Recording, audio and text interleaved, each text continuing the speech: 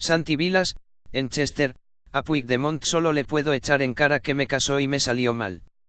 El exconceller de la Generalitat de Cataluña ha concedido una, por momentos, tensa entrevista en la que habló a medias tintas sobre el proceso de la comunidad. Risto Mejide ponía el punto final a otra temporada de Chester entonando un mea culpa en su última emisión. Para ello sentó en su conocido sofá, en primer lugar, a Leticia Doulera. La actriz y directora de cine que se ha convertido en una de las voces más reivindicativas del movimiento feminista y que habló sobre la culpa que llevan toda la historia sintiendo las mujeres por ser mujeres en una sociedad patriarcal. Y, por otro lado, a Santi Vilas, el exconceller del gobierno de Puigdemont y el único que actualmente lleva una vida normal lejos de la cárcel o el exilio.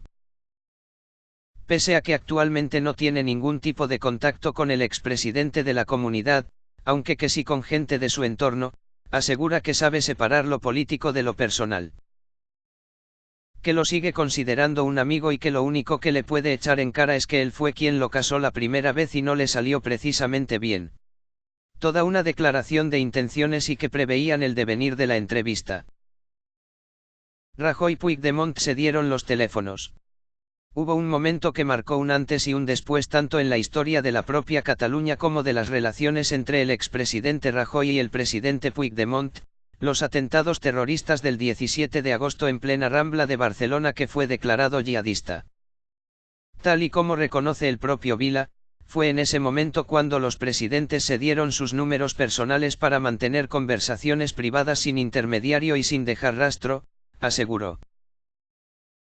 El inicio el proceso catalán.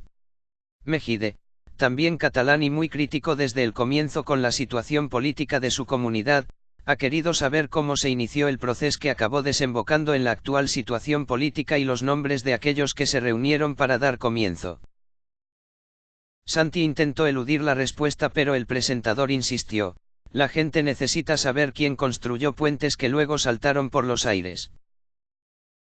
La única respuesta que recibió fue que esas personas eran dirigentes del más alto nivel del Partido Socialista y del Partido Popular que estaban en condiciones de tomar decisiones en ese momento.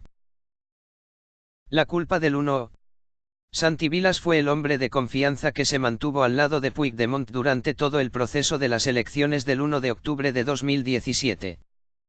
A favor del sí, en sus mítines prometía que llegaría hasta el final y animaban a los catalanes a ir a las urnas.